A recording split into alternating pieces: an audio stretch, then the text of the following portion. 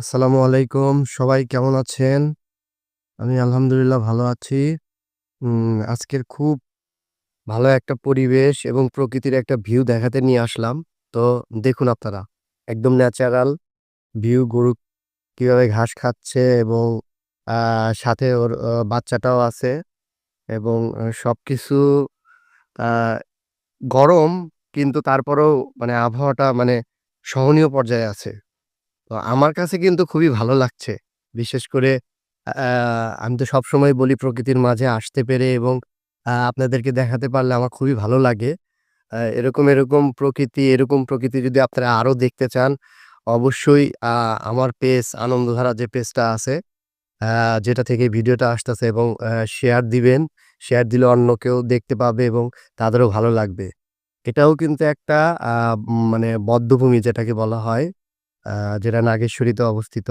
তো খুব সুন্দর একটা এখানে এখন হয়তোবা শাপলা ফুল নেই, কিন্তু এইখানে কিন্তু প্রচুর শাপলা হয়। শাপলা ফুল হয় এবং খুবই সুন্দর লাগে দেখতে। আমি এর আগে একবার এসেছিলাম, কিন্তু দুর্ভাগ্যবশত তখন আপনাদের জন্য কোনো ভিডিও করতে পারিনি। তো এই ভিডিওটা করতে পেরে আসলেই ভালো লাগছে। খুব শান্ত পরিবেশ এবং আ বেশি গরম না, আবার আ খুব বেশি যে ঠান্ডা তাও না। সবকিছু মিলে পরিবেশটা কিন্তু খুবই চমৎকার। আমার কাছে এখন পর্যন্ত ভালো লাগছে। তো আমার বিশ্বাস ভালো লাগবে। কারণ এত সুন্দর একটা প্রাকৃতিক ভিউ, সবুজ ধান ক্ষেত, নীল আকাশ, সাদা একটা ইটভাটা দেখা যাচ্ছে। কচুরিপানার ফুল ফুটেছে এবং ধান ক্ষেতের ভিউটা অসাধারণ লাগছে। আম গৃহপালিত পশু তাদের খাবার খাচ্ছে। সবকিছু মিলিয়ে কিন্তু আসলে খুব চমৎকার একটা পরিবেশ আমার কাছে মনে হচ্ছে। আম তো লাগতেছে আমি জানি। তা আপনাদের সেই ভালো লাগাগুলা আমি তখনই বুঝতে পারবো যখন আপনারা সেটাকে আম কমেন্টসের মাধ্যমে জানাবেন এবং অন্যকে জানতে বা দেখতে সুযোগ করে দিবেন।